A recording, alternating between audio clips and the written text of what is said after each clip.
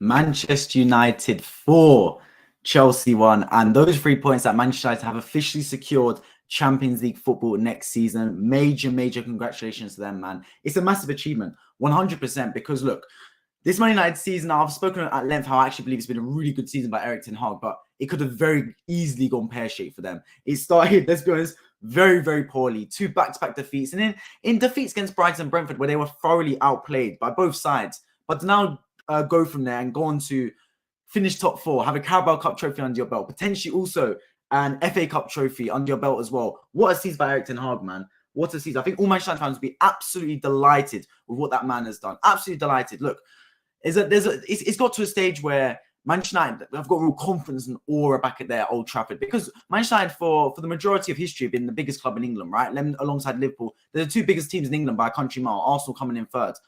And Old Trafford's always been that fortress. They call it the Theatre of Dreams for a reason. And I feel like under Erik ten Hag, they brought that back a little bit. For all the way form that's deserted in the season, I do think at least at home, they've been really solid for the majority of the season.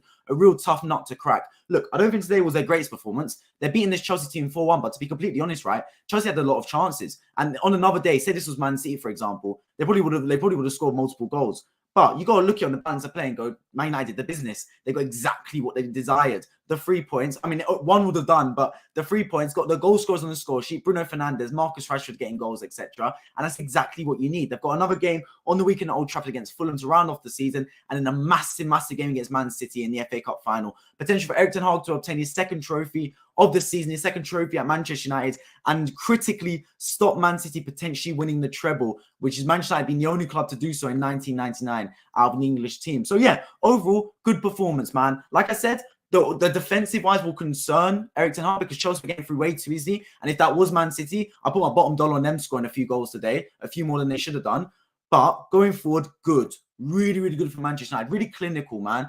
And look, if you're Manchester United, right, fans got to look here and think they have to take this position in the table. The first 2 games, Brighton, Brentford, I remember reviewing them on this channel and sitting there thinking, this is going to be another terrible season for Manchester United. Like, there was more problems than answers at that stage. It was a mess. The club was toxic. No players seemed to be playing for the badge anymore. Erik ten Hag looked like he had to sort out. I mean, it looked like it'd take him seasons to figure out what was going wrong.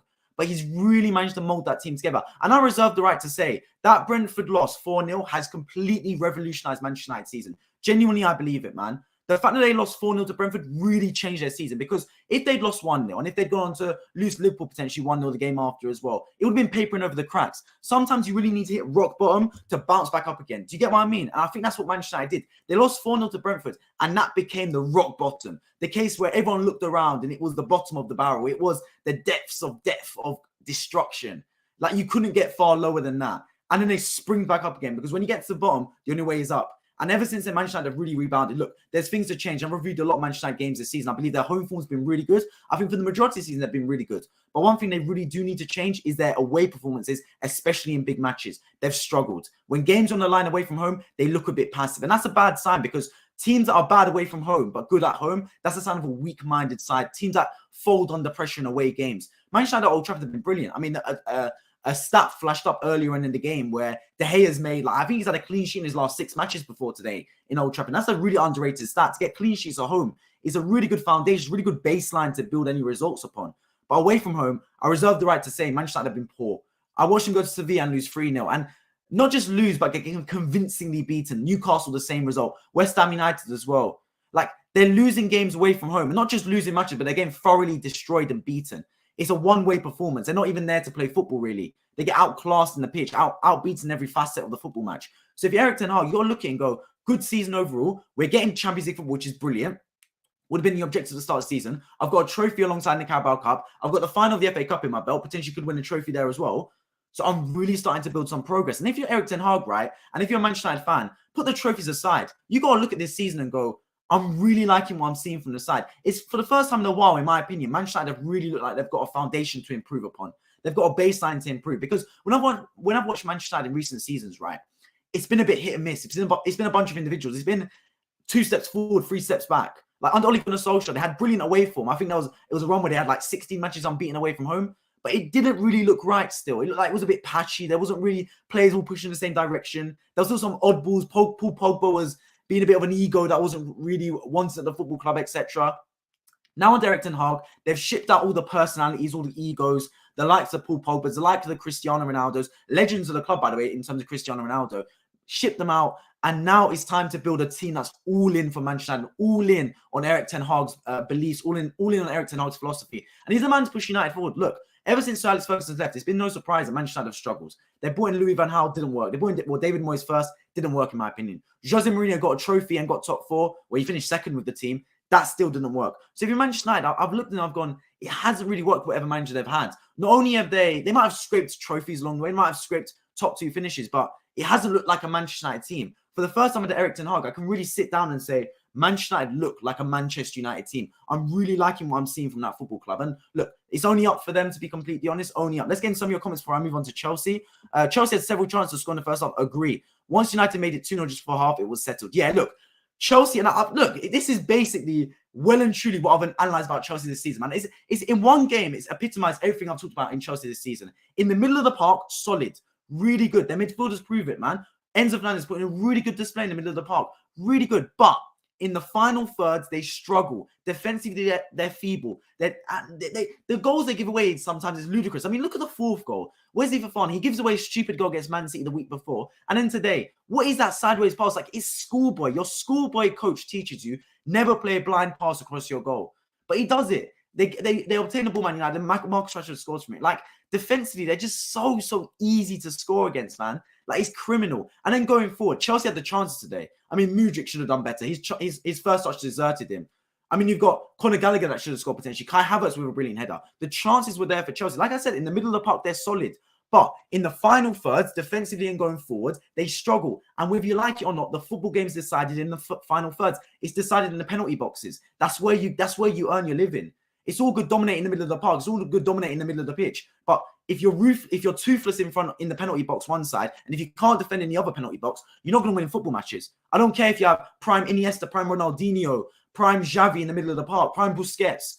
It's all about what you do in the final boxes, man. And they don't. And Chelsea just can't do that. Look, Pochettino's coming in. He's got a hell of a job to sort out. For me, he's got to ship out a lot of the deadwood. As per Liqueta, he passed it. I know he played all right today, but he's passed it. Players like Aubameyang need to go, etc. Bring in a real world-class striker and a real world-class goalkeeper for Chelsea. And for the rest of the team, just give Pochettino time to implement it. Look, Chelsea fans want the season to end. That's no surprise. They've got one game left on the Frank Lampard. I think Lampard wants this game to end as well, to be completely honest. Wants this season to end. But they've still got one game left. But in the summer, give Pochettino time. Like I said, the final third, they struggle. Both the final third and the first third, defensively and going forward, that's their problem. They look weak. There's no killer instinct in that football team, man. Like, it took Joao Felix to come on the pitch and actually score a goal. But ever since then, the most worrying thing is, right, even though Chelsea get put in good positions, I don't feel like they're going to score. I have no confidence in them scoring goals, and that's a really bad sign. If Haaland's in front of that goal, if Foden's there, if Mahrez is there, if Kevin De Bruyne is there, in any of those chances Chelsea had, I'm sitting there and I'm ready for them to watch the ball bulge into the back of net. I'm just expecting a goal. When it's Chelsea, I don't expect it.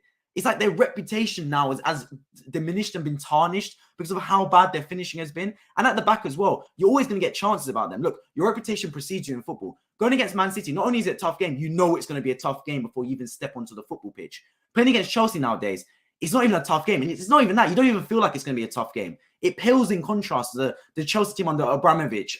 When Abramovich was the owner, under Jose Mourinho, for example. Carlo Ancelotti, like those Chelsea teams, you'd be worried before you even step onto the football pitch. You know you've got a game on your hands. You have to be at top quality. This Frank Lampard team's a soft touch. You know you can play 6 out of 10 and still get a result against them. So that's a real poor thing. Look, Pochettino, the first thing he's got to change that football club is he's got to change the mentality. He's got to get that team performing, and he's got to get some kind of starting 11 sorted out, because 1 week Mudryk's in the team, 1 week it's Sterling, 1 week it's Pulisic, 1 week it's Madueke, Chukwuemeka in the team tonight. Like, there's no consistency. How are you going to get consistency in performances when there's not even consistency in team selection? There's not even consistency in formation, etc. Everything starts from the top. And if you get consistency from the selection, from the formation, from the tactics, then you'll start to see consistency in results. Look, I understand it's a process. There's so many players in that squad. Then he's trying to give everyone a bit of time, Frank Lampard. But if they're ever sort of trying to experiment, if they're ever sort of kind of laying down a marker for why they should be in the team under Pochettino, none of these players are really setting the standard for me. None of these players really are taking that opportunity by the scruff of the neck and going, look, Maurizio, I want to be starting for Chelsea next season. Look at my performances right now. Because of all of them, they're just cruising to the finish line, to be completely honest. They're all on the beach. They're all on the beach, man. So if you're a Chelsea fan, you just want the season to end. If you're a Chelsea player, you want the season to end. If you're Pochettino, you got to be sitting there over summer. His hairline's probably going to recede about 4 inches because he's got a hell of a lot of problems to fix this Chelsea football club, man. It's a lot of problems. Trust me, I don't envy his position one bit. Halbon, appreciate joining stream. Make sure you subscribe for new Andy, my friend. Appreciate you joining. Good Manchester United, keep up. Yeah, brilliant performance from Man United. Look, I don't think their performance was pristine. There was a lot of things that need to be fixed. For example, I think defensively they were poor in the transitions, particularly because that's where Chelsea had most of their joy in the transitions, the counterattacks. And if you leave Haaland, De Bruyne, Foden, Mahrez, Bernardo Silva, Julian Alvarez in those sort of positions Chelsea were in, it could be a field day for Manchester City in the game that comes up in just over a week's time. But I think overall their finishing was really good and their game management was quality as well. Manchester United at Old Trafford has never been a problem for me. That's why I said I think they're going to get top 4. Their home form's been really good. For me, I worry about Manchester United away from home. Can they really be resilient and show grit? Those are the 2 attributes you really need in away games. And Manchester United, that's deserted them this season. They've gone to places like Newcastle, gone to places like West Ham, Sevilla, Arsenal, Man City, Liverpool. And not only have they lost the game, they've been second best in every facet of the football match. I expected them to win this game against Chelsea. I did. I think most people did. Chelsea are a soft touch and Man United are brilliant at home. But it's the away games where they really struggle. Like I said, brilliant today. And it's a good game going into the game against Fulham, and then obviously the cup final against Man City, which is a massive game for that football club. Can't wait to review it on this channel, by the way. So yeah, really good win, but still things to fix up. And Anthony injured as well, could potentially be a problem. Let's see what Erik ten Hag does, man. Let's see what he does. Luke, appreciate joining the stream as always. Make sure you, well, he's already subscribed. Anyone else new idea, make sure you subscribe for new idea. Chelsea could have taken the lead early in the first half easily. I mean, look, Mudryk had a brilliant chance, man, after about 4 or 5 minutes where he should have taken it. Like, that's the little things. Look, Mudryk, I reserve the right to say I think he's going to be a good player one day. Genuinely, I see the attributes. I see the raw athleticism. He can be a quality player one day. But the man needs to be coached. Like, the ball goes across him, and he's poking at it with his right foot. Surely it'd be better to just sweep it home with your left foot. Like, do you get what I mean? Like, it's the little things. Like, his touch even. What is it? Like, I don't get what he's doing. Mudryk is best as a touchline winger, choking his boots, they say, right? That's why Arteta wanted him. Arteta implements a system, right, where the wingers are as wide as possible and they keep the width. So it allows more space in midfield for the midfielders like Xhaka, Odegaard to slot into that midfield half space. Chelsea are using Mudryk in like that half, like, middle position between winger and striker. It doesn't work. That's not Mudryk's game. That's not where he's at his best. It's like square pegs in round holes. Like I said, I think Mudryk will adapt, and let's see what Pochettino does with Mudryk, man, because Pochettino has been a really good manager. Like, he's really good at tactically getting players in the right positions and really coaching them. He's not necessarily a manager that's a checkbook manager that spends a lot of money, but one thing I always give Pochettino his flowers for is he's really good at coaching players. Let's see how he coaches Mudryk, because Mudryk's a project. Make no mistake about it. The athleticism is there. The raw tenacity is there. The fundamentals need to be improved, though, from Mudryk, because there's little things that are deserting him. Like, I'm talking schoolboy things like his first touch, like the way he finishes, etc. The fundamentals really deserting Mudryk right now. Like I said, he's still young, and I still believe we're going to get the best out of him one day. You don't spend £100 million on a player for no reason. Like, he was brilliant at Shakhtar Donetsk, but he's going to need a lot of coaching. He's going to need a lot of patience as well. And let's see if Chelsea implement that with him. Man United played amazingly in the second half. Agree, I thought their game management was really good. That could have been a killer that Anthony got hurt, but Rashford did very good after getting subbed on. I don't know if they should play Anthony in the FA Cup final. Look, I'm not a massive fan of Anthony. I think that's no surprise. I think his end product needs a lot of work. I'm a big fan of Garnacho. I'm not a fan of Sancho one bit, to be honest. Obviously, I'm a big fan of Marcus Rashford, but I'm not a massive fan of, Anthony Martial of out at Weghorst. Because Man United, I struggle because they've got 4 attacking positions. Well, 3 if you don't count Bruno Fernandes, right? The left wing, the right wing, and the striker. And I'm at a loss as who should be playing there, to be completely honest with you.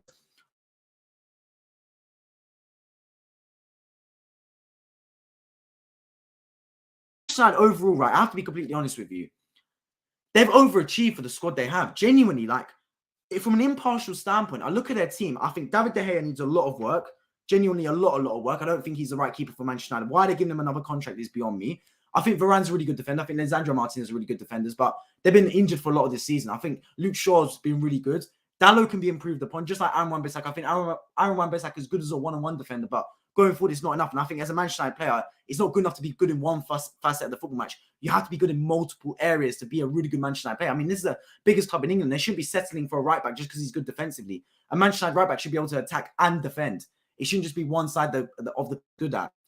Casemiro, brilliant signing, brilliant signing. But we know his age. We know that he's experienced, but is he going to be good enough for a long enough period? I mean, I think the window's diminishing with Casemiro. Again, a really good performance today. Arguably man of the match and was really good in the Carabao Cup final. So I expect him to stand up big time in the FA Cup final. But can you rely on him for seasons going forward? I'm not too sure. I think Bruno Fernandes is a brilliant player. He needs to sort out his temperament issues a little bit, because I do think he has got a little bit of a moan in him. But generally, I think he's a really good player, Bruno Fernandes. Eriksen's decent in there, but I could rely on another box-to-box midfielder if I'm Erik ten Hag. Marcus Rashford, we know his quality. But other than that, they need killers. Look, if you're Manchester United, right, the summer, you've got Champions League football under your belt. You are Manchester United, the biggest club in England. It's a time to sign top players, man. You've shown you've got the money available. You don't spend 60 on Casemiro, 89, 90 on Anthony and not have money. Like, Manchester United have got the funds available. It's whether they spend it wisely. That's the real question. So if I'm Manchester United, I'm calling up Harry Kane right now, man. Get Harry Kane on the phone. Say, look, we want you to come to Manchester. We want you to come to the biggest club in England and help win us a trophy. You're yet to win a trophy. Win it with us at Manchester United. That's what I'd be saying to Harry Kane. I'd be looking at Mike Maignan from AC Milan, for example, a top goalkeeper that come in the door. He's good with the ball at his feet, just as he's good going with saving the ball as well. That's what I'd be looking at. So let's see what happens, man. Let's see. Watching Chelsea always makes me feel better about our collapse. I mean, that's the thing about Chelsea right now. The fall-off has been catastrophic. Like, by all accounts, I don't think even the most pessimistic of Chelsea fans would have expected the fall-off to be this bad. I mean, ever since the Abramovich era, right, before he left, before Russia invaded Ukraine, Chelsea were top of the table. Like, they were fighting for the title. And ever since he's gone, Chelsea just nosedived, completely nosedived. And under Todd Boehly, right, I've heard reports that he's stepping away from being more of a involved in football. He's going to stand back and just become like an owner that just supplies the cash. I think that's the right move. Look, Todd Boehly's out of his depth in the footballing sense. The man has no footballing nous about him. That's not disrespect to him. Look, he's from America, right? And nothing against Americans, because a lot of Americans understand football, but Todd Boehly's not a footballing man. It's clear and obvious. It's clear as day. So employ people that are right to manage the operations, man. That's how it is in life. A manager is not an expert at everything. An owner's not an expert in everything. What they do is they employ people that are. They put the right people in the right positions. That's all about management. And Todd Boehly, I think, is the right thing from the step back. Step back and let the footballing people take hold of operations. That's what he should be doing. It's looked like he's going to do that. And fair play. Look, I reserve the right to say, and I'm calling it early, and feel free to clip this, etc. Chelsea, I believe, have got a lot of potential going forward. Chelsea stock is the time to buy, because it's at an all-time low. But I'm buying in on this Chelsea stock because I think there's a project there, man. You've got the money, you've got the fan base, you've got the standards, you've got Pochettino, you've got quality players. Like Enzo Fernandes is a really good player, man. It's going to click. Genuinely, I think it will. There's too much at stake for it not to click. It's just a matter of time. Look, Chelsea's going to take a lot of patience from the fan base. And look, the thing with the fan base, right, Chelsea, right, a lot of them are spoiled. They're so used to instant success. They've had it under Abramovich, where it's been success under success under success. Ruthlessness. If you don't win a trophy, you're out the door. And I think they're going to have to abandon that just temporarily. They're going to have to give Pochettino time. Make sure that, look, Pochettino, his biggest success next season will be finding a team that they can build upon. Because right now, Frank Lampard's at 6s and 7s. He doesn't. 1 week he's got Mudryk, 1 week he's got Mudryk, 1 week he's got Pulisic, 1 week he's got Raheem Sterling in the team, etc. He ain't got a starting 11. So if you're Mauricio Pochettino, your first thing you got to do is you got to bring in a starting 11 that he can work with, a team that he trusts, a team that he can build the foundations going forward. That's the main thing. Arguably, their best signing, Joao Felix, is one that they haven't even got an opportunity to buy. They're going to have to buy him in the summer for arguably 60, 70 million. Let's see how that goes. So there's a lot of things to change at Chelsea. For me, I think shipping out Deadwood is priority number one. And not just Deadwood in terms of old players. I'm talking Kai Havertz, Pulisic, players that are not necessarily awful, but their time's come up at Chelsea. Like, it's time to move on and start a new era. Get rid of these players. They haven't done enough for the football club. Yes, they might have won a Champions League for you, but it's time to move on, man. You got to make ruthless decisions sometimes in football. So Kai Havertz, time to go. Pulisic, time to go, etc. Azpilicueta, club legend, time to go. Do you get what I mean? Little things like that, decisions need to be made. Bring in a competent striker, bring in a competent goalkeeper, and give Pochettino time. Look, success for Pochettino next season isn't winning a trophy. Success for Pochettino next season isn't finishing top 4. Success for Pochettino is building a foundations of a team that can be good going forward. That's the thing. Because you're never as far away as you believe in football, right? Mikel Arteta missed out on Champions League last season, and everyone was going, it's a complete failure for Arsenal, didn't get Champions League. But what they didn't realize is the foundation was built, and it allowed it to be a springboard for this season for Arsenal to make a massive jump and go on to fight for the title. The similar thing can happen for Chelsea. Look, I don't believe Chelsea will fight for a title next season. I think it's too soon. But if the foundations are right, I have no reason to believe that they can't fight for the title the season after. Genuinely, I believe so. So that's the little things for Chelsea Football Club, right? Get the foundations in place. It starts with Pochettino. Trust the man. Give him time. Look, the one thing about Pochettino is, right, look, Pochettino, for me, I don't think he's a checkbook manager. I think he struggles when you give him so much money. But the one thing he's good at is man management and coaching. He's proven it. He's a real good coach. I personally wouldn't have gone for Pochettino. For me, I would have gone for Luis Enrique if I'm Chelsea, because Chelsea is a project of egos. There's a lot of big names around that football club. It's a football club of standards. What they needed is someone to come in with a resume and go, look, I've won Champions League, I've won La Liga. You got to trust what I say. Because when they had Potter, right, when they had Frank Lampard, a manager comes in and tries to deal with all those egos, but he hasn't got the resume to back it up. He's walking in the door and his biggest resume, Graham Potter, is taking Brighton to the top half of the table finish. How can you trust a man like that? How can you run through a brick wall for a man like that? You can't. So Chelsea, there's a lot of egos on that football club that heads need to be rolled a little bit. And for me, you have to bring in someone like Enrique to do that. Whether Pochettino has that same effect, let's wait and find out.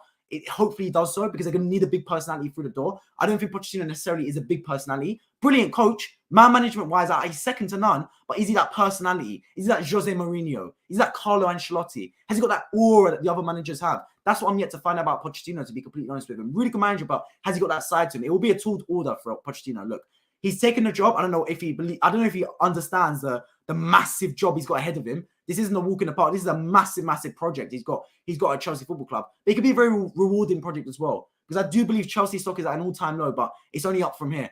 It's the time to cash in. It's not time to cash in. It's the time to buy in to Chelsea, in my opinion. Because I think that it's on the up. 56 people watching right now. Make sure you subscribe for new idea. Let me know in the live chat your thoughts on Chelsea Football Club, on Manchester United as well. I'm going to touch back on Manchester United right now. I'm going to go through your comments a little bit as well. So I've seen them flooding through. Let me know your thoughts in the live chat for new idea as well, by the way. He has to be fit. But what if they have Rashford at strike, and if Anthony is fit, he should play on the right wing, and then Martial should play at left wing? Look, in my opinion, I think Marcus Rashford is best at left wing. I think that's his best position. But if I'm Manchester United, right, I'd play Marcus Rashford through the middle because I can't play Weghorst. Martial potentially at striker or left wing. Garnacho, I'd love to see get more matches. I'm a massive fan of Alejandro Garnacho, by the way. Really good player. And look, I get all this. He might be too young to start, might be a bit rash, but I think football is about opportunities, right? Like, look at De Zerbi, top manager. I reviewed Brighton versus Man City yesterday. Buonanotte gets game time. Julio Enciso gets game time, etc. These are young teenagers getting time on the biggest stage. Look, the worst possible thing is when you don't trust these players. When you tell Garnacho, I don't trust you in a big game, that destroys their confidence. Give him a little bit of trust. Give him a little bit of faith. I think Garnacho is an incredible footballer, exemplary.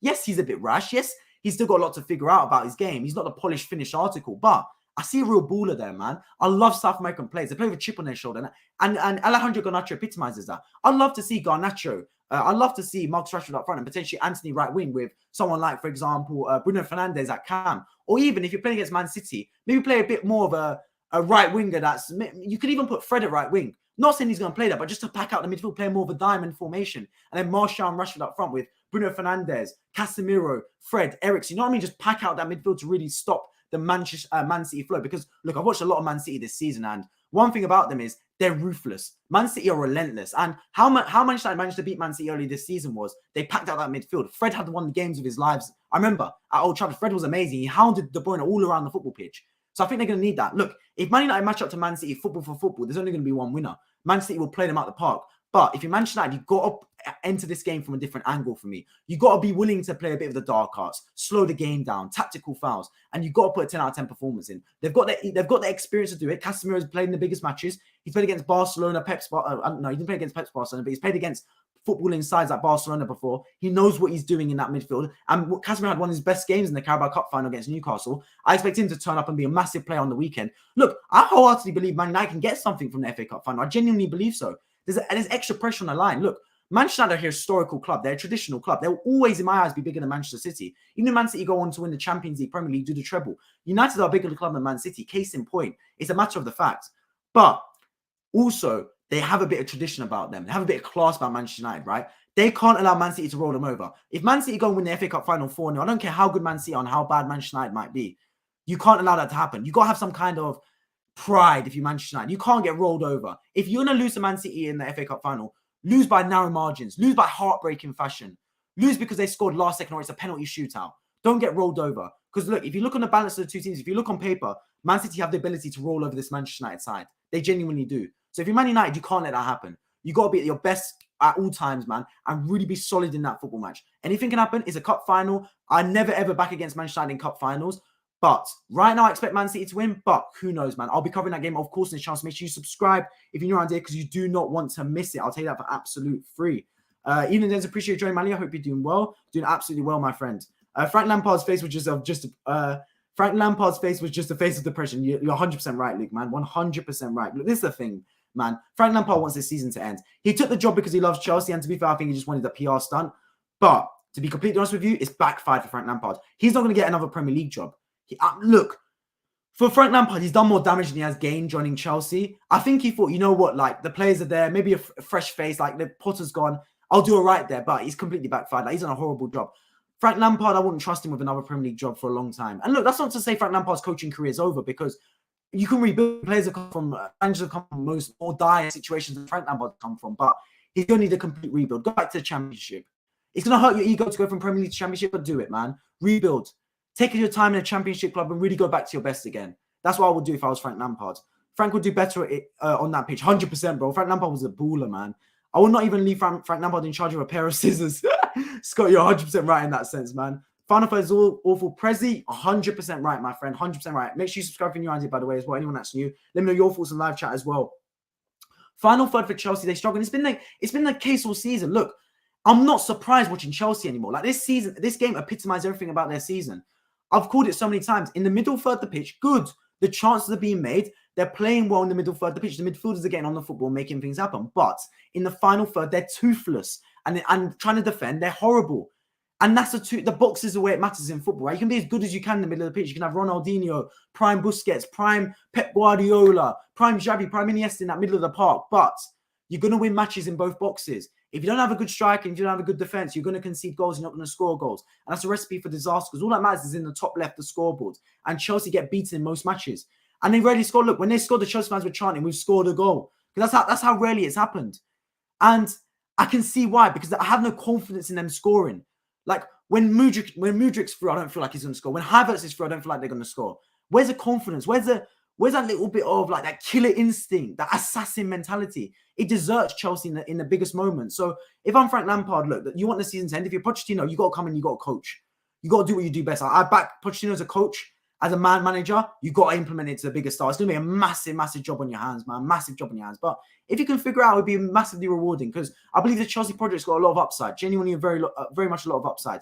Appreciate you on the stream, John. Hope you're doing well. Mudryk would have worked better at Arsenal. I agree, Scott. Look, I wanted Mudryk to come to Arsenal, and I'm not going to sit here and say that I think he would be this bad at Chelsea, because he's been completely worse than I expected. Draws parallels to Nicolas Pepe. Had a brilliant first start at Arsenal against Liverpool. Same with Mudryk against Liverpool, ironically as well. But since then, never really materialized into what we expected. But I do believe Mudryk at Arsenal would have been a different beast. Why? I think Arteta's a better coach. He is. He can coach players one-on-one. He's coached Martinelli, for example. And Martinelli and Mudryk are very similar. I think they're both very raw, both very athletic, needs to be polished still. And also, Mudryk's game fits Arsenal. Mudryk's a touchline winger. Arteta loves touchline wingers. He wants Saka Mane to be as wide as possible, get chalk on their boots, keep the width to allow more space in the middle of the park for Xhaka, Ødegaard to exploit. Chelsea and Lampard are playing Mudryk in that half space. They're playing it in between the striker and left wing position. It's square pegs in round holes. Look, the biggest thing I say is when you're trying to sign players, I've matured to the extent where I understand that a lot of people on Twitter like, you sign this player, they're brilliant. It's not just about signing good players, right? It's about signing players that fit your system and fit your culture. That's the number one thing. Look, Newcastle got a budget in their hands. If I'm Newcastle, I don't want to sign Neymar, because Neymar doesn't fit Newcastle's culture, which is a very work ethic oriented side, a lot of workhorses, that sense. I don't think he fits that. Neymar's a brilliant player, and Newcastle have the funds to get Neymar, but he's not the right player for them. Equally, Chelsea, look, they've signed Enzo Fernandes, they signed Mudryk in the same window.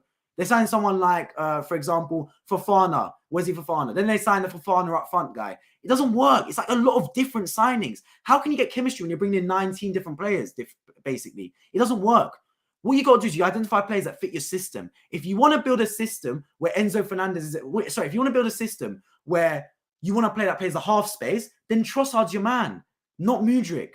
Players like that, for example. If you want to build a system where you want to play touchline wingers, then you bring in someone like Mudryk. But that's not Chelsea's system. So if you're Chelsea, they made the wrong decision. What they did is, right, they bought in Graham Potter and they gave him money to spend straight away. It makes no sense. It's like me becoming manager of Lidl and HR giving me 100 grand to spend straight away. I'll be like, I don't know what to spend it on. I just walked through the door. That's what happened. Potter walked through the door and they gave him money to spend straight away. That doesn't work, man. Doesn't work. Give the man time to adapt to the system. And then off the system he wants, then you can start to bring in players that fit that system. That's how a football club works. Bring in players that fit a culture and then also fit your system. It's a part and parcel thing, right? I think what happened is, because Potter's been used to being down tooled at Brighton, not having the funds available, Boehly started giving him money. It was like a kid that's been poor their whole life, and suddenly they can afford the Lamborghinis and the Ferraris of the world.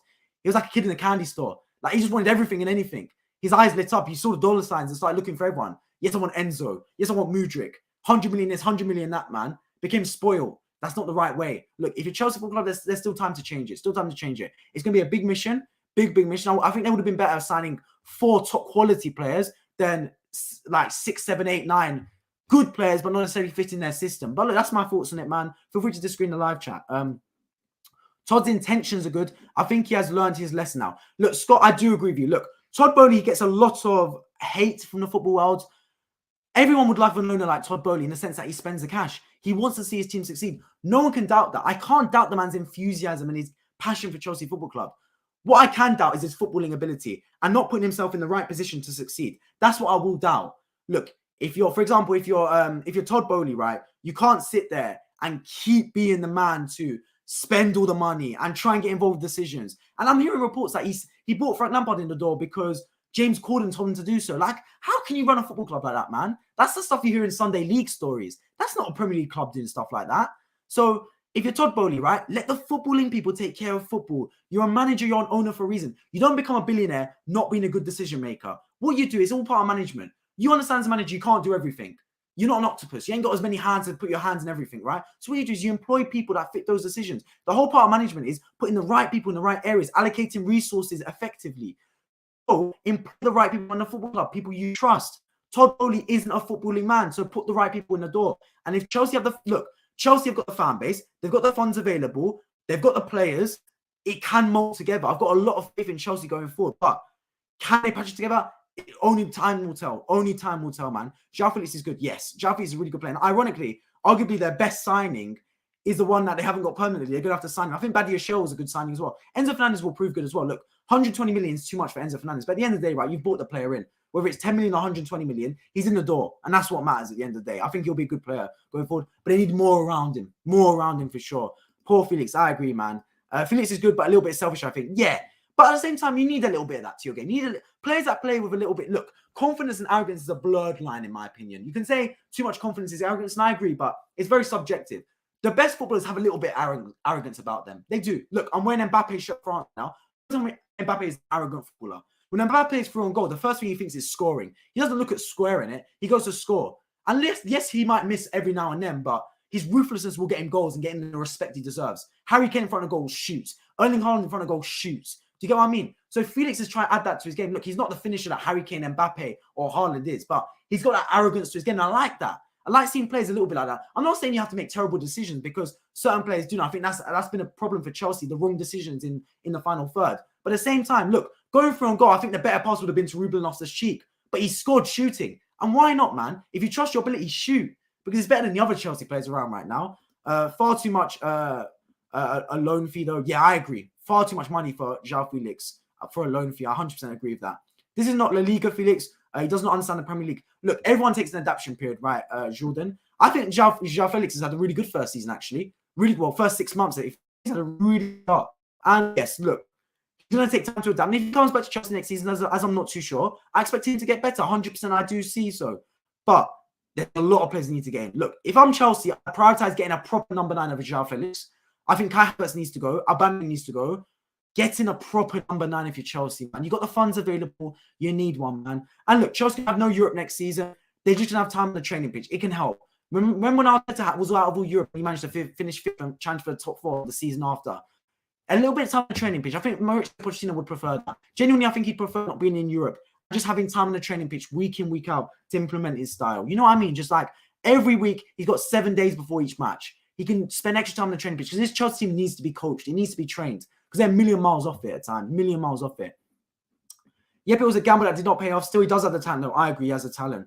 You forget someone else then is my club, Liverpool. What have I forgotten about them? Bro, I cover a lot of Liverpool. I cover a lot of football teams on this channel, man.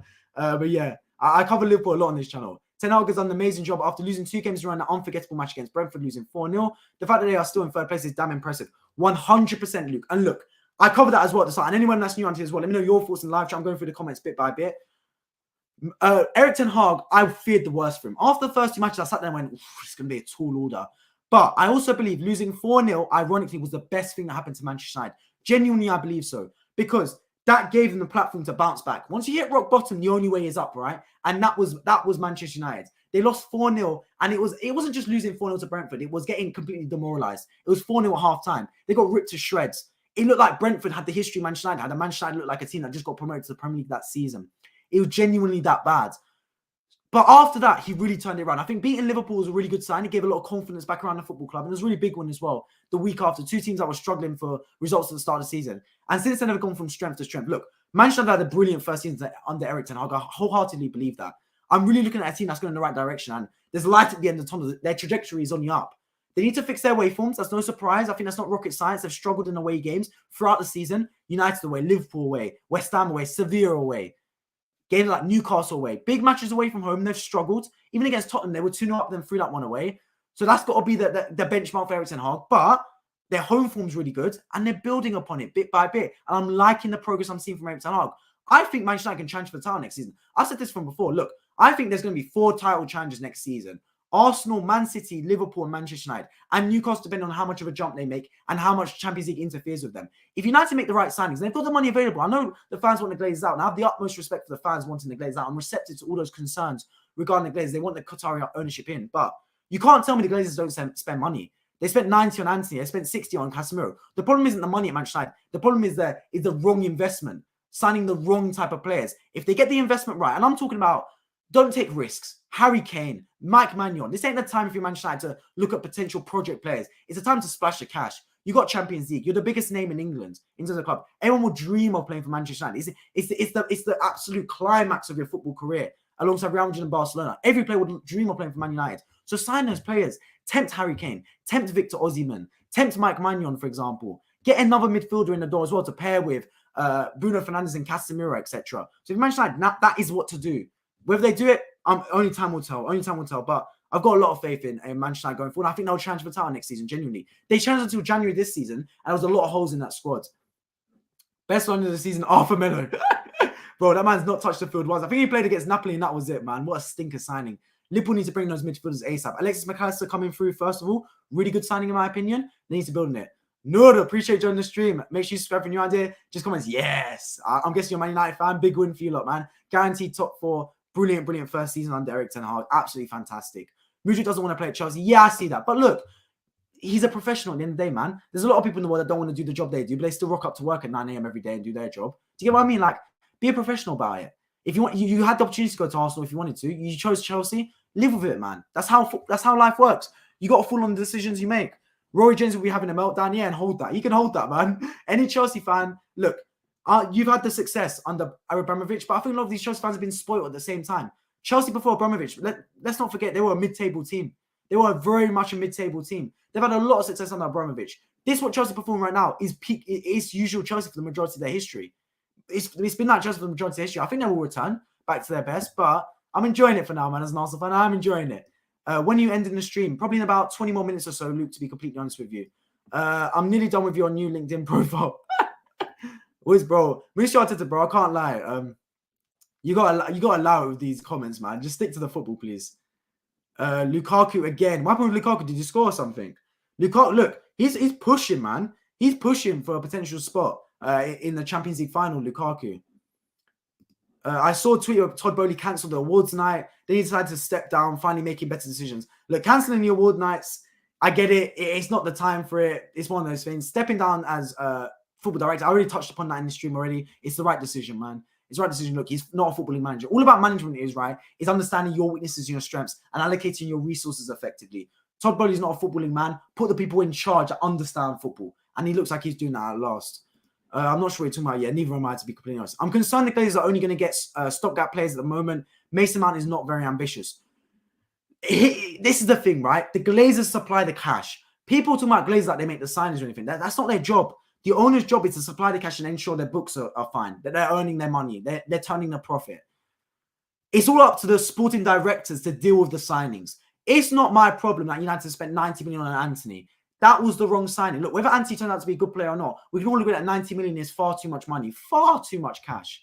So if you're Manchester United, it's fine signing these players, and it's good signing these players, in fact, but you're signing the wrong players. That's my thoughts. The wrong players, man. You got to bring in better players than that.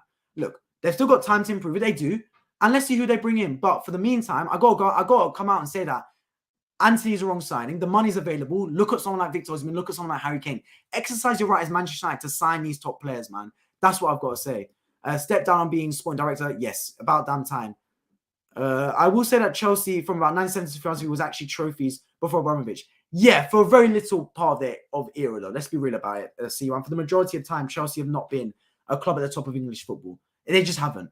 And they've had it under Abramovich. And the thing about the Chelsea model is, right, I think a lot of fans were very jealous of the Chelsea model because it was ruthless. It was what I've talked about with Man City being assassins. That was Chelsea for a lot of time. They were ruthless and assassin-like mentality. It was the cutthroat of cutthroat clubs. You don't win a trophy, you're out the door. People would say it's harsh, but it got trophies, it got results. And that's how the biggest teams operate, man. They don't allow failure. They don't allow second best. And that was Chelsea for a lot of time under Abramovich. And they let the standards slip under Todd Boehly. And a lot of fans, they're still expecting the team to challenge for trophies again. They're not accepting anything that the clubs are achieving. Look, I don't think any Chelsea fan should accept where the club's standards have been this season. But at the same time, football is a process. People don't understand this, man. There's only 4 trophies you can win each season. Liverpool, a brilliant club. Arsenal had a fantastic season. They're going to go this season without winning a trophy. Does that make it a failure?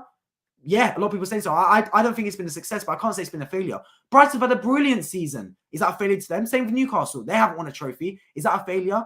People underestimate the power of progress in football. Look, football fans can tolerate not winning trophies if they see progression season in, season out. Trust me, they can.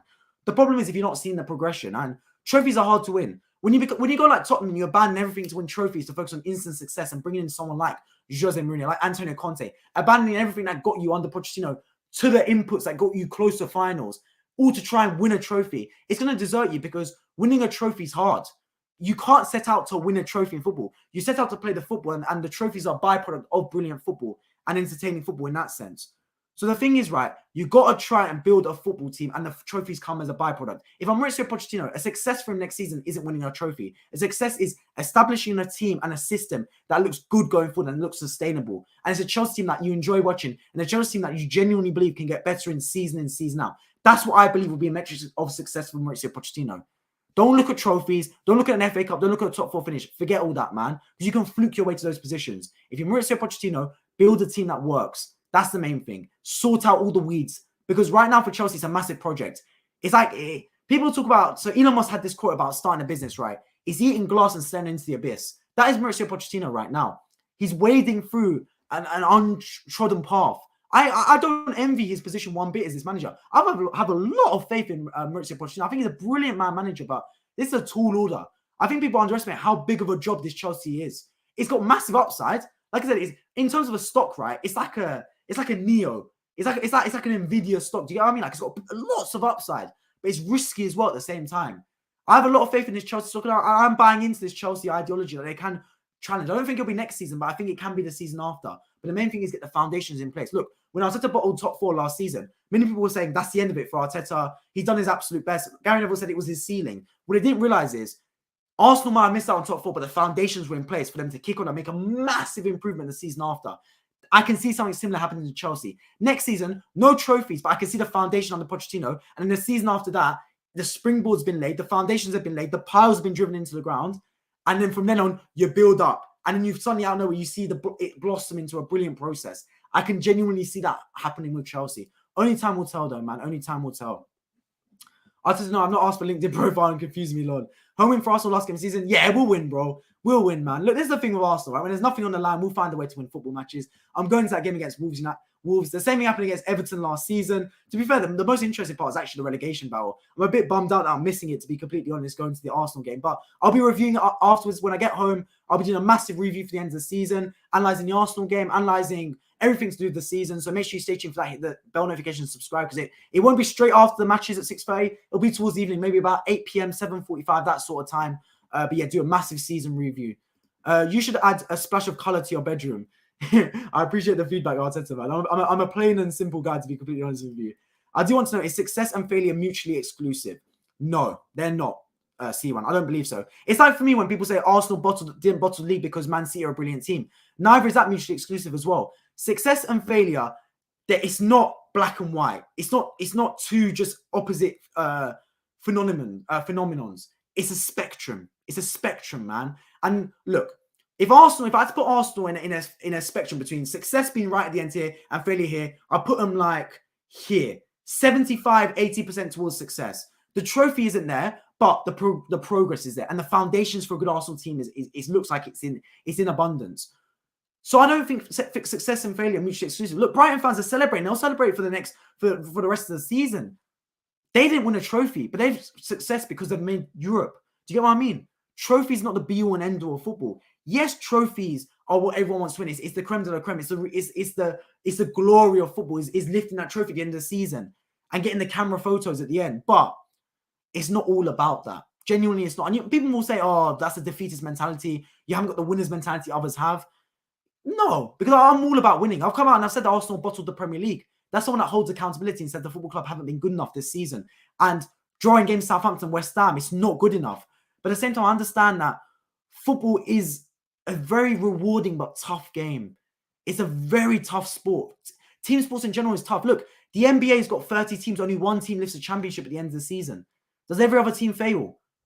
The same with the Premier League, right? It's got 20 teams. Man City have hit levels that we haven't seen before. If this Arsenal team was in the season, Leicester won a Premier League, we'd be lifting the title. If we win Serie A, potentially we'd win the title. Margins are tight.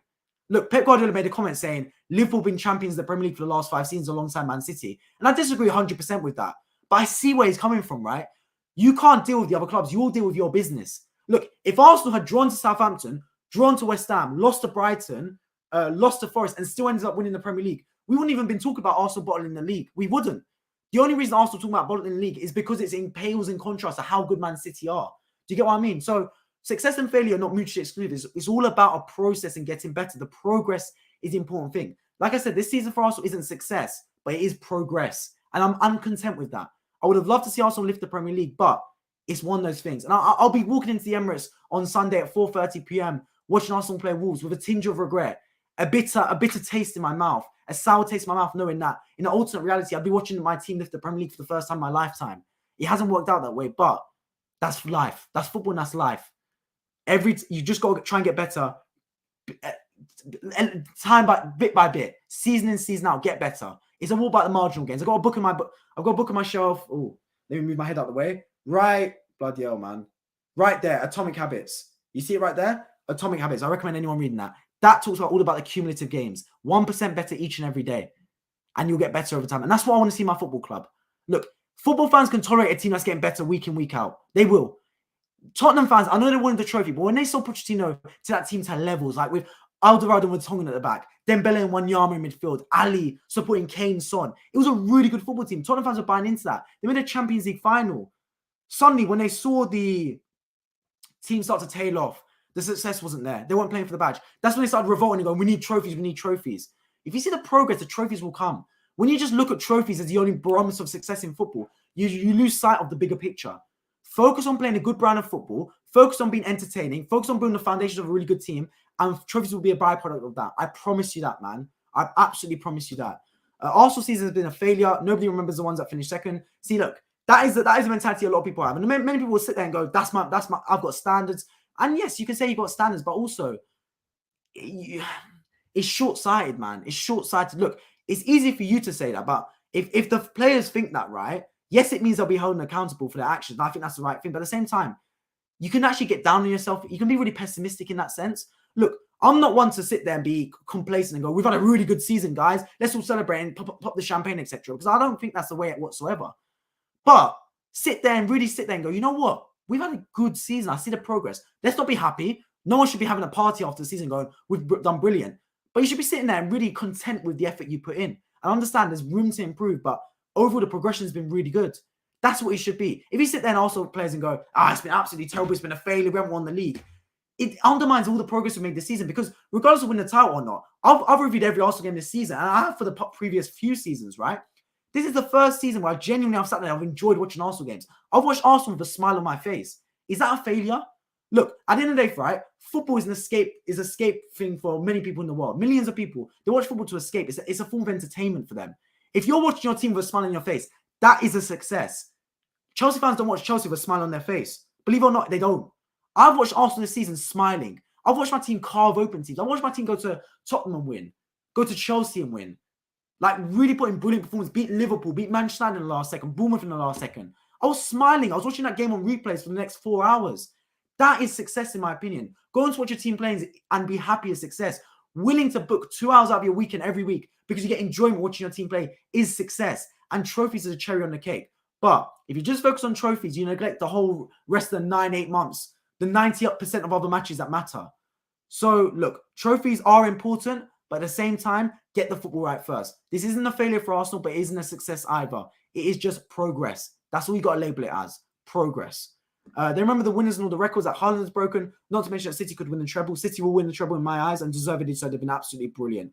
Because for me, is you can't say it's not success, but not a failure. It has to be one or the other. C1, look, I understand your opinion. I fully believe that everyone is entitled to their opinion, and you can back that up. Of course, I understand that. I just personally look at it from the other standpoint. Everything in life is a spectrum. Very few things in life are objectively true or false, yes or no. Very few things. Everything is a spectrum in life. Everything has varying amounts of success and varying amounts of failure. It's not black and white, in my opinion. That's just my thoughts, Nick. Exactly. I think Scott mentioned this earlier. Still going days, always, man. Don't stop the grind. I'm monetized now, though. Yeah. So big celebration to me. Finally got monetized on YouTube. Chelsea crap. 100% Malia, bro. 100% crap. We do a video of you at the game. Should I do a vlog? Should I do a vlog? Maybe. Let's see. Will people like to see me do a vlog for the Wolves game? I might do, man. I might do. Look, if Arsenal were in a title race, I definitely would have done a vlog. 100%. I was even planning to do it, but look, without the title race, who knows, man? Who knows? Facts and appreciate it. You're realist. I like that. I appreciate it, man. I always try to be. I'm an optimist at the same time, though. I do label myself an optimist. Success in football times is a trophy. Success is not getting a dog for a training ground and calling it a win. that was funny. They got a dog and they called it win. That was funny, bro. That was funny, man. They might as well get 3 dogs, call it draw and lose the other 2.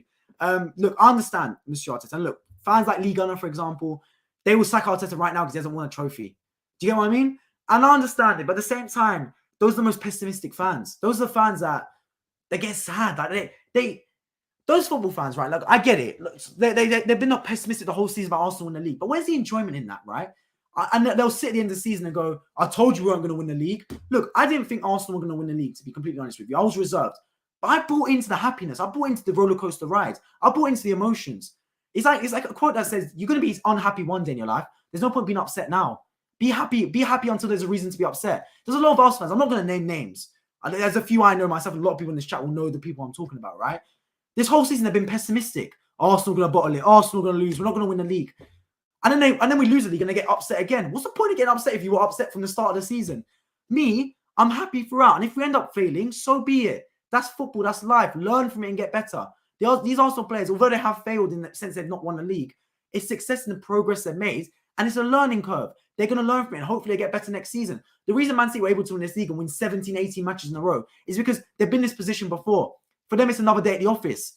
Against Liverpool, they're used to these situations. They thrive for it. They crave this pressure situations. Whereas Arsenal, they wilt on these pressure situations. When the lights are too bright, we wither and we wilt. That's the difference. Do you see Pep on Ted Lasso? I did. I watched the Ted Lasso episode yesterday. It was really cool to see Pep Guardiola on there. What a good episode as well, man. Ted Lasso has been really good this season. Really good, especially since they got the licensing for the Premier League. Really, really good. Yeah, the dog idea is ridiculous, bro. Arteta is all about his ridiculous ideas. But I can't hate a tryer, man. Can't hate a tryer. Scotty's in love with himself. For Arsenal, I'll use the term brilliant season and progress, but not success.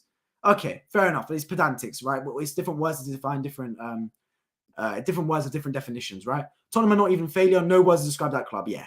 That Tottenham have completely fallen off the face of the earth. Look, a lot of clubs have done that. Tottenham, Chelsea really fallen off. And on the flip side, you've got Brighton, Brentford really taking on Newcastle, really getting better and better. I think the biggest credit is, and I think the biggest ego crusher for Tottenham Hotspur is Daniel Levy's come out and said he wants to copy the Brighton model, which is crazy to think. The fact that Tottenham have looked at Brighton as a club that's smaller than them and gone, we want to copy your model, a big credit and respect to Brighton and Hove Albion. And actually a credit to Levy as well, because it's not easy to come out and say you want to copy a team that, for the majority of history, have been miles worse than you've been in the Championship. Do you get what I mean? Championship, League One, League Two. So for someone to say that, a lot of credit to them for actually coming out and saying that. But yeah, they're going to need a lot to change. Breaking news, Jamie O'Hara's new Tottenham manager, bro. Jamie O'Hara and TalkSport, absolute. Sky Sports as well. I don't know what he's on about, man. I don't know what he's on about. Sky Sports needs to employ me, bro. Sky Sports, get me in the door, man. Employ Dennis. You're joking, Scott. Yes. He's a troll, that monsieur. Yes, Dennis, I appreciate the support, Malia. Anyone that's new around here as well, make sure you subscribe. Makes it a sense of humor. I'm not a troll. Yeah, Scott's not a troll, man. He's not a troll one bit. Congratulations to you. I appreciate it, Malia, man. I appreciate it. Please do a vlog, Dennis. Hey, maybe I will, man. Maybe I will for the Wolves game. If enough people want to see it, I'll do a vlog. You'll get to see me live at a football match. Not that there's much to fight for, to be completely honest. Ligon is a narcissist. I'm not going to comment on the man necessarily as far as that extent. I don't know him personally. But from what I see from his videos, he is a pessimistic gooner. Look, everyone's entitled to their opinion. And there's a lot of people that will go, yes, that's the standards I strive for at my football club.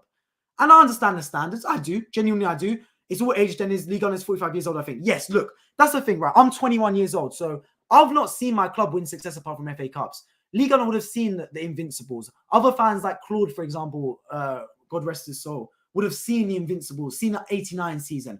They've seen the successful days of Arsenal. So they can relate to those standards. It's like, for example, them driving Ferraris and being used to a Nissan Micra. Me, I've got a Toyota Aygo, right? That's the best car in the world to me. It's the only car I've driven. It's my first car. If I would have driven a Ferrari and gone to a Toyota Aygo, I'd be sitting there going, what is this, man? What is this? Do you get what I mean? So those fans, the older fans, have been used to success. They can relate it to those standards. So maybe I'm the one that hasn't got the standards they've got. Like I said, I want trophies. I'm the one that sits and goes, FA Cup isn't enough. I've seen my club win 4 or 5 FA Cups now. I don't care. I genuinely, I don't care about the FA Cup, really. It's not a big trophy to me. I want to see my team win Premier Leagues and Champions League. And I'll do anything to reach that stage. Anything. Sign the players, get it through the door. I'll stream every single day, man, until we reach that Champions League trophy. I love the journey. I love the journey to that point. But what I understand is every journey is bumps in the road. Every journey, bro. When Man City won their first Premier League, right?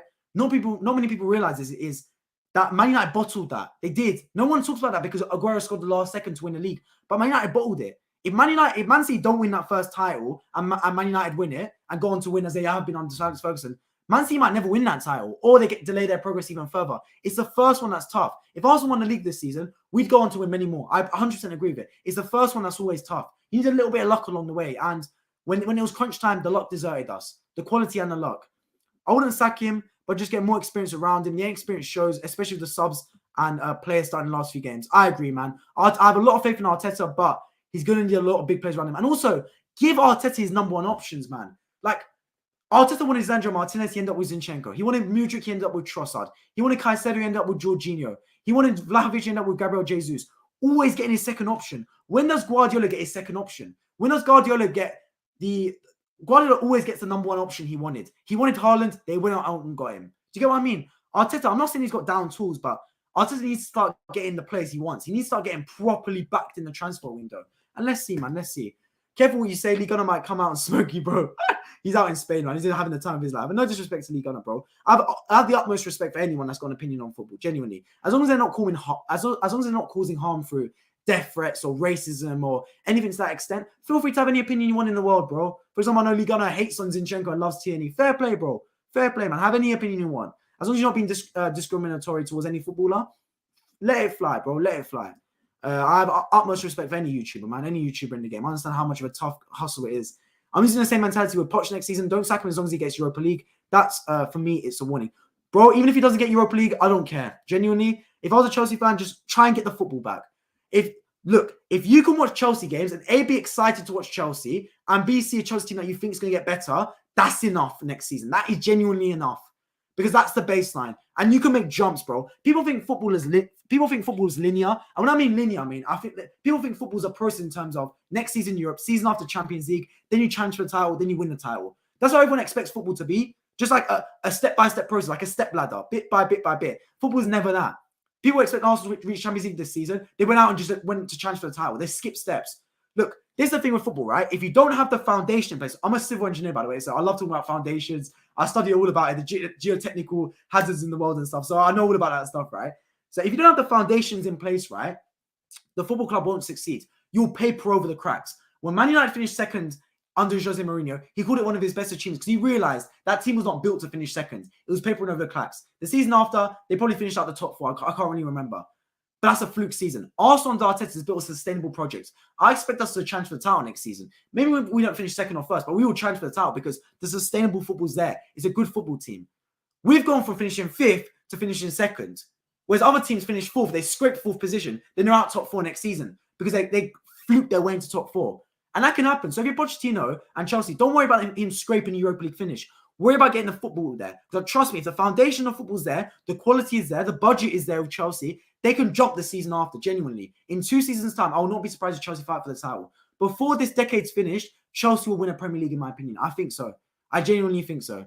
He smokes heaps. That's all he's smoking, yeah. He does smoke something, Scott. Do you see him attacking Julian on AFTV? Julian's a very optimistic fan, man. Like you got all sorts of a range of fans at Arsenal, right? And any football club as well, man. That's what makes football so amazing. You got some fans that are ultra optimistic, and some fans are ultra pessimistic. And many will say you're meant to lie in the middle. I mean, I wonder where people view me as. Do you view me as an optimistic fan, pessimistic fan? I wonder. Would you take Ruben Neves? Nah. Look, if Arteta wants him, I'll take him. But I want Declan Rice and Caicedo. Bring me Caicedo. Oh, by the way, new video probably dropping tomorrow on a Arsenal home kit review, because I believe Arsenal's home. Well, a little birdie told me that Arsenal dropping their brand new kit tomorrow, so I'm dropping a review on the kit tomorrow. Make sure you subscribe and turn on bell notifications so you do not miss it. I'm gonna start to wrap up the stream as well after I go through your comments, because I've been streaming for the past hour. Appreciate everyone tuning in as always. I just don't get the attacking of your own fan base. If you don't agree, so what? Exactly. Look, I will never ever slander someone for their opinion. Never, unless their opinion is discriminatory, death threats, racism, anything like that, then you have all opinion. Then you have all right to slander their opinion. But if they're just criticizing a player, so be it, bro. Everyone's entitled to their opinion. I'm not a massive fan of Kieran Tierney, for example. A lot of Arsenal fans love Kieran Tierney. I just don't think he's good enough going forward. I don't think he's got enough control in his game to really perform. Don't get me wrong. I think Zinchenko's got a lot to improve, especially defensively. And a combination of the two would be the perfect left back for us. But equally, I don't come out and I don't slander Kieran Tierney personally or anything like that. But a lot of players do. Ruben Neves, nah. I don't think he's the right player for Arsenal. Declan Rice and Caicedo for me. Mason Mount I'd be a fan of. Neves is okay. Yeah, look, he's an okay signing. Right, need to go, bro. One to Jeff, one now. Bro, this was your Arteta guy. Latest. Appreciate your stream as always, Arteta, man. I love your personality. I'll tell you your jokers latest, yeah. Arsenal rebuilding the house. Yeah, bit by bit, man. Brick by brick, rebuilding the house. I just want to see Arsenal. Look, we got Champions League next season. Massive. I can't believe it, bro. Look, at the start of the season, Arsenal fans would have taken Champions League. A lot of people are talking about Arteta potentially getting sacked, right? But if Arsenal finished where Newcastle finished and actually didn't transfer title and just finished top 4, no one would be talking about Arteta getting sacked. They would have always achieved his ambition. It's because we were fighting for the title and then didn't win it that people go, no, Arteta should get sacked, etc. Some people. But for me, right, Arteta's the right man. I see the progress. Look, Arteta's a really good footballing man. When Arsenal went to some window, he wanted Lisandro Martinez before Zinchenko. Let's not forget that. What he would have done is, it would have been Lisandro Martinez, Gabriel, Saliba, and Ben White. He would have played them three as a back three, Martinez, Gabriel, and Saliba, and then slot Ben White into midfield, into the CDM role. And he would have done exactly what Pep Guardiola is doing right now with John Stones, and everyone would have called him a football genius. But he didn't have the money to do so at the time. They signed Alexander Zinchenko instead, and he had to revert the whole formation. So Arteta understands football. He wanted Caicedo in because he saw the drop-off in Partey. He wanted Mudryk in because he saw the drop-off in Martinelli inevitably. Do you get what I mean? So I have a lot of faith in Arteta. Who's getting relegated? Who's getting promoted to the Prem? And who's winning the cups? FA Cup of the 3 European ones? Good question. Relegation, I think, as it is. Southampton are gone. Leeds, I think, are going. I think Leicester as well. It'll be massive scalp to see Leicester go. I think Everton will survive personally. Arguably, I'm not even, to be fair, I wouldn't even be surprised if all 3 teams win on the final day, all 3 relegated teams. Of course, I'll be missing the game, so I'll be at the Arsenal game. But regardless, I'll be covering them after I finish on this channel. Make sure you subscribe. Button notifications so you don't miss the video. Don't miss the stream, sorry. But yeah, I think it'll be Leeds and Leicester to go down. Going up, of course, it's Burnley, Sheffield United. I think Luton will make it as well.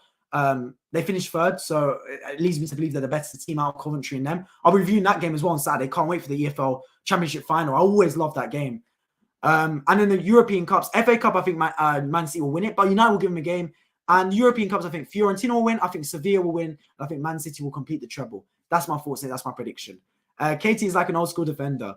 yeah, he is, man. He is. That's what I'm saying. He's not built. KT is built for Newcastle. I think he'll do really well at Newcastle, by the way. Kieran Trippier one side, Tierney the other side. Now, bear in mind, he'd love Newcastle, by the way. He's basically right next to Scotland, being in Newcastle. So he'd absolutely love that signing. Don't send him to Newcastle. Sell him abroad if you're Arsenal. I pass on Jeffrey now. I don't want crispy cheese in the morning. If we win nothing next season, is that Arteta gone? It depends, Mr. Arteta. It depends, bro. Like, Arteta should go if I see a genuine fall-off in the team. That's what I think should happen, man. It's too early to say. Look, if Arsenal go to Champions League final and don't win it, come second in the Premier League on the final day, Arteta shouldn't go for that reason. But if we have a massive fall-off, potentially, man. Rational thinking, poor Ryan, Leeds going down. Yeah, look, I have no what's the word? I have no forgiveness or I don't feel sorry for Leeds one bit, to be completely honest, man. Any team that goes down, actually, out of all four, Southampton, Leeds, what's it called, Everton, and Leicester, whichever three go down, genuinely, like, fair play. They deserve to go down. Because none of those teams have done enough to stay in the Premier League, in my opinion. They've not put in good enough performances to stay in. That's just my thoughts on it, genuinely. So if they go down, they go down. Rightly so, in my opinion. That's just my thoughts on it, man. Can you get the Emirates Stadium to add the list of EPL stadiums? What do you mean EPL stadiums visited? Bro, in terms of stadiums I've visited the Emirates, I've visited Anfield, I've visited the old Bowling Ground, I've visited Old Trafford, etc. I visited Tottenham Stadium as well. Brilliant stadium, by the way. I hate to admit it. But yeah, I don't get it. But yeah, I'm trying to visit a lot of Premier League stadiums, bit by bit. So as a minimum, what's your minimum he needs to achieve? Next season will only get tougher. Look, I want to see. I'd love to see this Arsenal team win the Premier League next season. It'll be tough though, Man City. Genuinely, it'll be tough. For me, I think the main thing for Arteta is I want to see a team of killers. We're proven we're a good football team. Our first 20 games, right? We're proven we're a good football team. First 25 games even. I want to see Arsenal show killer instinct when it matters most. And when it matters most means in Europe. When it matters most means it last 10 games of the Premier League. That's when I want to see us really roll up our sleeves and get to the nitty-gritty. So the past few seasons, Arsenal have been really good. But when it matters, we've wilted. Top 4 race, we wilted in the biggest moments. Champion to win the Premier League, we wilted as well. Against Sporting Lisbon in the Europa League, a favourable tie, we wilted. I want to see us reach the semi-final, at least of the Champions League. I want to see us fight for the title on the final day. That's what I want to see if I'm an Arsenal fan personally. But that's just my thoughts on it.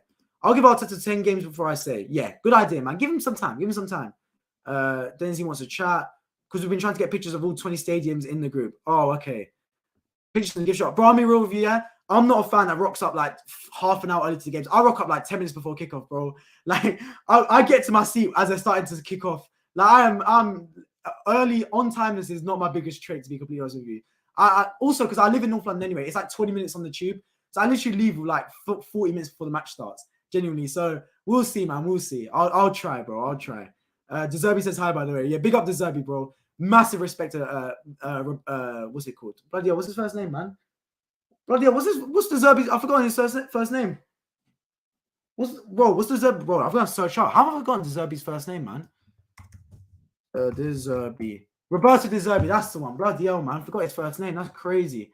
Massive fan of Roberto Deserby, bro. Brilliant manager. He'll walk into any club in the Premier League, genuinely. I think he's so good. The quality of football that he's played this season has been unbelievable, man. Unbelievable. But yeah, I'm going to start to wrap up the stream. I appreciate everyone tuning in as always. Make sure you subscribe for new idea. My next stream will be on Saturday for the EFL Championship final playoff between Coventry and Luton. You do not want to miss it. Tomorrow, I've got 2 videos coming out. First one is a kit review for the brand new Arsenal home kit. And in the evening, I've got a special video, a clip from my stream, talking about whether Arteta is the right man to take Arsenal forward. As always, what's it called? Make sure you subscribe for new content. Let me know in the live chat your thoughts. And if you're watching today, stop becoming a stream and there's now a video. Let me know in the comment section your thoughts. And also make sure you like down below as well. We still have to do a lot of stadiums in the north. I might have to do Newcastle on Sunday. You want to grab a pint after the game? I'm going to Tonington. I don't drink, Monsieur Arteta. I'm a proud Muslim. I don't touch alcohol. But yeah, I appreciate the offer. Deserby's quality, unbelievable. Enjoy the rest of the evening, guys. Ciao. I appreciate everyone tuning in as well. So hope to see you all in my next stream. Take care.